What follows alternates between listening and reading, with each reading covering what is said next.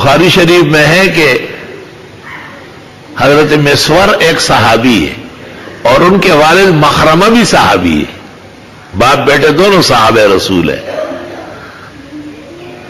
مخرمہ ذرا طبیعت کے تند و تیز تھے، بیٹے کو کہا کہ جلدی کرو، رسول اللہ صلی اللہ علیہ وسلم کی خدمت میں بڑی بڑی قمیصیں آبائیں آئی ہے، تقسیم کر رہے ہیں کہ مجھے بھی مل جائے۔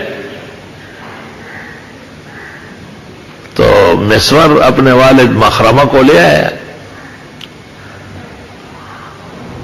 جب لے آیا اور حضرت کے کاشان نبوت پر پہنچے تو مخرمہ نے اپنے بیٹے کو کہا کہ ادعو، حضرت کو پکارو کہ میرا باپ مخرمہ آیا ہے۔ بخاری میں ہے مسور کہتے ہیں فکبر علیہ، مجھے بہت تکلیف ہو گئی، حضرت کو بلاؤں گا آپ کے لیے۔ حضرت نے سنا، درود و سلام کے باران رحمت ہو اور برسات ہو آپ پر، لاکھوں کروڑوں درود و سلام ہو آپ کی رحمت پر۔ آپ باہر آئے، آوازیں سنی باپ بیٹے کی، خود تشریف لائے اور ایک بہترین قمیص یوں لپیٹ کے فرمایا حاضی اختبات لکا، یہ میں پہلے سے آپ کے لیے چھپا کے رکھا ہوا تھا کہ مخرمہ کو دوں گا۔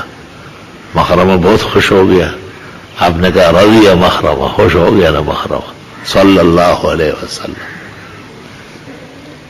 تو اس اعرابی نے رسول اللہ صلی اللہ علیہ وسلم سے کہا کہ سنا ہے کہ آپ کا رب آپ سے کچھ خاص قسم کی باتیں کرتا ہے، اس طرح سمجھنا، ہم ایسا کہیں گے۔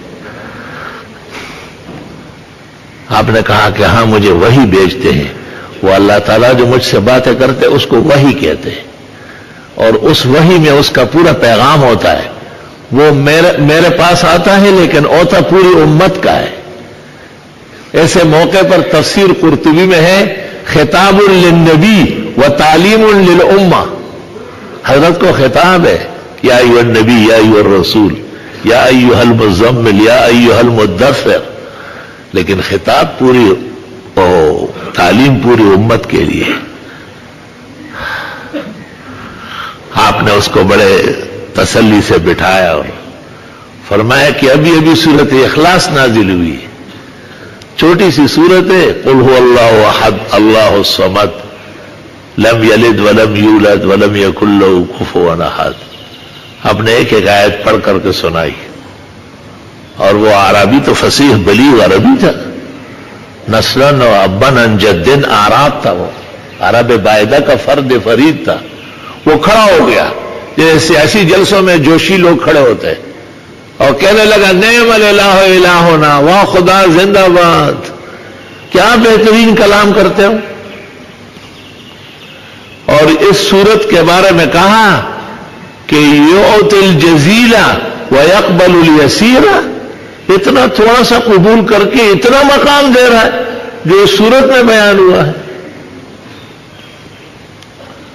آپ اور ہم بھی سورت اخلاص پڑھتے ہیں، اور اللہ ہمیشہ پڑھنے کی توفیق دے۔ ہمارے بزرگوں نے جو قرآن مجید پڑھنا نہیں چاہتے، سورت یاد نے ان کو کہا فاتحہ کے ساتھ اخلاص پڑھو نا۔ حضرت گنگوئی کو ایک شخص نے کہا کافرون صحیح نہیں آتی، فرمایا دونوں رکعتوں میں سورہ اخلاص پڑھو۔ اللہ رسول اللہ صلی اللہ علیہ وسلم نے صحابہ کو کہا کہ دیکھو کیسا عجیب سا دیہاتی ہے، اور سورت اخلاص کیسے سمجھ گیا، اس کا پورا حاصل نکالا کہ اس سورت کا مطلب یہ کہ اللہ تعالیٰ جب راضی ہو جائے اور وہ پسند کر لے تو تھوڑے سے مختصر عمل پر بہت بڑا اجر و انعام دیتا ہے۔ چھوٹی سی سورت ہے عقیدہ توحید، جس کے سمجھانے کے لیے 1.25 لاکھ انبیاء ہیں، اس کو ایسا بیان کیا کہ پیغمبر کہتے ہیں 3 دفعہ پڑھو اسے، ایک قرآن کا ثواب ملے گا۔ تو آپ بہت خوش ہوئے اس کے فہم پر، قرآن دانی پر۔ تو عبد الرحمن ابن عوف رضی اللہ تعالیٰ عنہ عشرہ مبشرہ میں سے وہ قریب آیا، حضرت سے کہا حضرت بہت زبردست قرآن کی صورت سمجھ گیا، میں نے اس دوران جب آپ بہت خوش ہو رہے تھے ان کی باتوں پر، میں نے نیت کی ایک اونٹنی ہے میرے پاس، بالکل تیار ہے، آج یا کل بچہ دے دے گی. ایسی اونٹنی کے تو گھر والے منتظر ہوتے کہ دودھ دے گی، سارا گھر آباد ہوگا. لنگا بلار بکواس سوچا تو اور کہیں.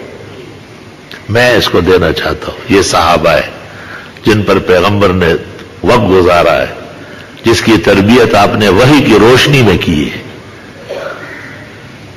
آپ نے کہا کہ آپ کے اس کہنے سے پہلے میرے پاس جبریل آیا اور جبریل نے کہا کہ یہ شخص قرآن شریف کی صورت کو صحیح سمجھ گیا ہے اور آپ بہت خوش ہیں، اللہ بھی اس سے بہت خوش ہے. اور عبد الرحمن ابن عوف اونٹنی دے رہا ہے اور اللہ تعالیٰ نے جنتوں میں فرشتوں کو حکم دیا ہے کہ عبد الرحمن ابن عوف کے لیے 87,000 جنتی اونٹنی سجاؤ، تیار کرو. 87,000. اور صحابہ سب سن رہے، سب دیکھ رہے. معمولی واقعہ ہے، نبی کی خدمت میں ایک دیہاتی آئے، سورہ اخلاص سن کر کے کھڑا ہو گیا، نعم الالہ الہ ہونا، اور شاہ خدا تو زندہ باد ہے. جب وہ باہر نکلا، دو صحابہ، دو بھائیوں نے کہا یہ ایک اونٹ میری طرف سے، ایک میرے بھائی کی طرف سے. جب مدینہ منورہ سے نکل رہا تھا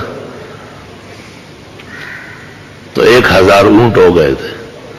اس نے کہا تھا نا کہ واہ خدا تجھ پر آفرین ہے، تو واقعی خدائی اور الوہیت کی شان رکھتا ہے، تھوڑے سے عمل پر زیادہ دیتا ہے.